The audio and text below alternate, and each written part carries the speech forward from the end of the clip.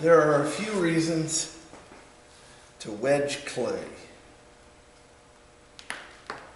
One is to get rid of air pockets. Here, I'll make one. This is what one looks like. Can't see it, but if you look really close, you can see some bubbles there. Let's see if we can find it. There it is. Get rid of air pockets. The other is to make sure that it's a consistent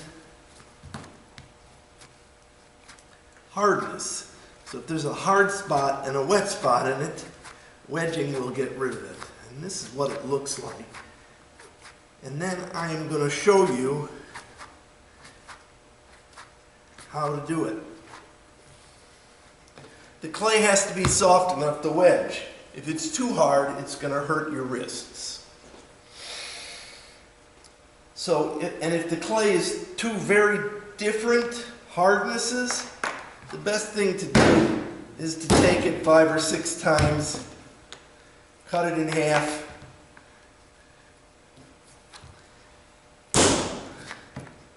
and slap it together, because that will get it started. So the way I teach people to wedge clay is to put their hands like this, so that you get a little thing and your thumbs are together. And if they're not quite together, they're not quite together. Here, look, it looks like a pair of eyeballs there, with a nose in the middle maybe. Put your hands on the sides of the clay, not on the top. On the sides. If your hands are like this and you can see the backs of your hands, you're doing it wrong. On the sides. And you push forward. So what this is I'm not pushing down. I'm taking clay and moving it in this direction. I used to tell my Camp Tamarack students at summer camp that I was coming in for a landing. I don't roll it up and push it down, I move it forward.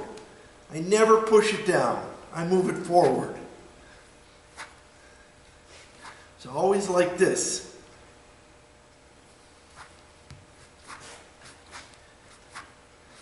And you get a tongue on the back end. It looks like that. Little tongue. You don't want it to get too long. It can be too short.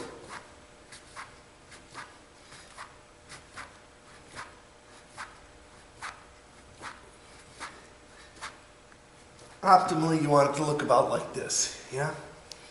Then you take a smaller and smaller bite off of that, so the tongue gets smaller and smaller, and then it gets like this. Then you can set it on its edge and do it again.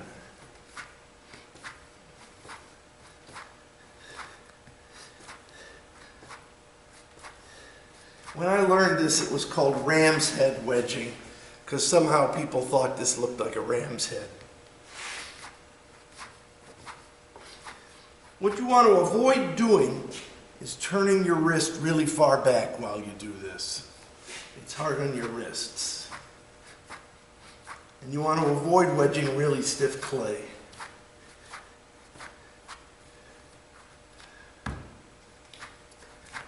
Without a pug mill, boy, it really depends on how full of air and inconsistent your clay is. But if you learn to do this well, maybe 40 or 50 strokes. That's one.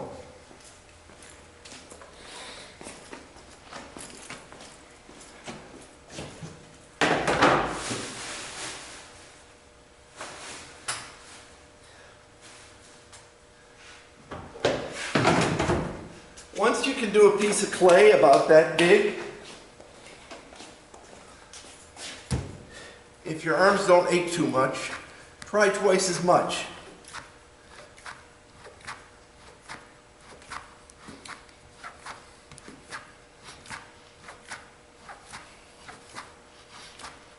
I haven't wedged clay for months at this point, and it makes my arms sore. So I don't want to wedge all my clay at once.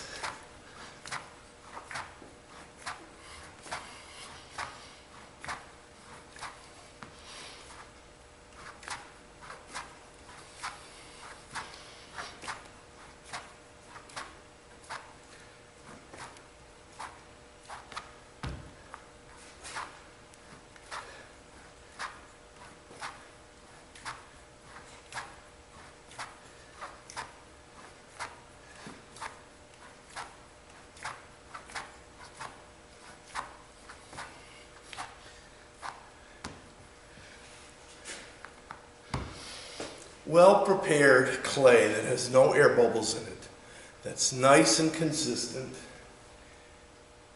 is really what you need in order to learn to throw.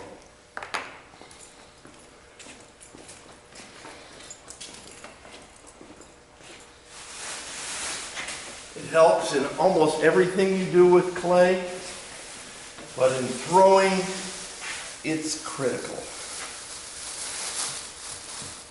So if you wedge a big enough piece of clay,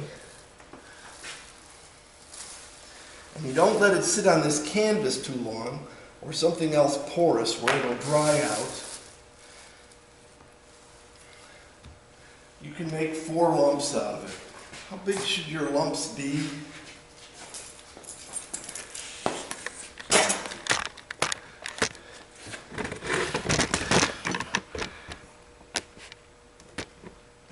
There's our scale.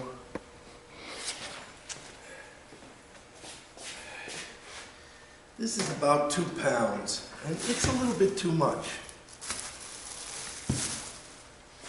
This is more like it. And it's probably worthwhile figuring out how much you have before you start. This is 1.5 pounds. It might be a little bit too little. After you get it ready, put it in plastic. If you let it sit out on your wheel, the edges are going to dry out, it's going to get wet, it's going to be uneven. And so I very quickly